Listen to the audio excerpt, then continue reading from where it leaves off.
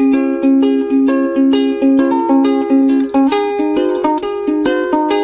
guys! Alam nyo ba kung gaano kahalaga ang proper hygiene and sanitation? Lalo sa panahon natin ngayon na merong pandemya. At alam nyo din ba na ang ating kamay ang palaging unang nadadapuan ng mga germs? At alam nyo din ba kung paano ang tamang proseso sa paghugas ng ating mga kamay? Dito sa aming video, malalaman nyo at matututunan nyo kung ano ang tamang proseso sa paghuhugas ng ating. Alam nyo ba guys na pag nag-sanitize tayo, maiiwasan natin ang anumang infeksyon. At dapat maging malinis tayo sa ating katawan at sa ating paligid upang hindi tayo madaling dapuan.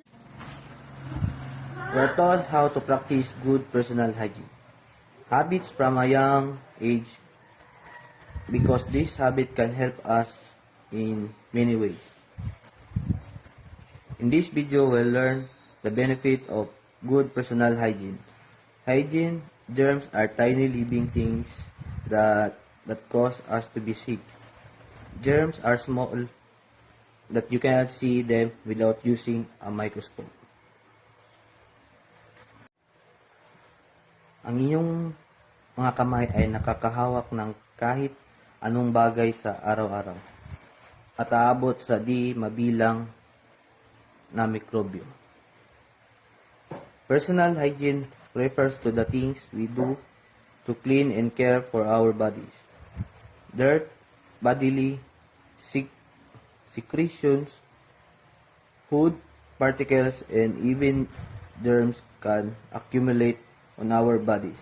If we don't clean ourselves regularly, the implementation of habits that help us stay clean not only prevent this accumulate but also provide added and personal social benefits. Ang gagawin ko ay paano ang proper paghugas ng kamay.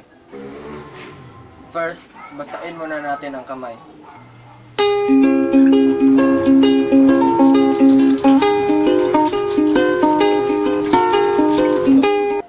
Pangalawa, lagyan ng sabon para matanggal ang bakterya.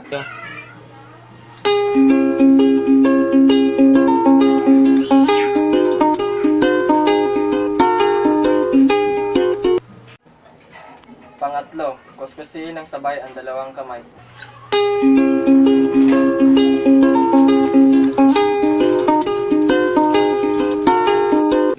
Pang-apat, gamitin ang isang kamay para kuskusin ang likod ng isang kamay. Go.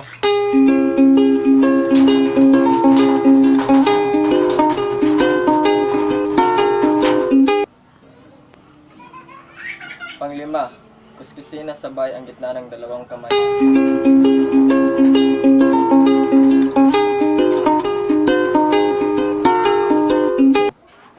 Pang-anim, kuskusin ang gitna ng kamay gamit ang mga daliri. Go.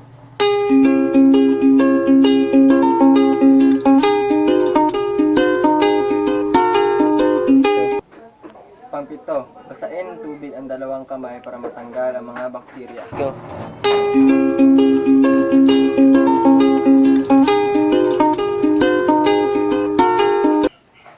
Pang-walo, patuyuin ang kamay gamit ang malinis na towel.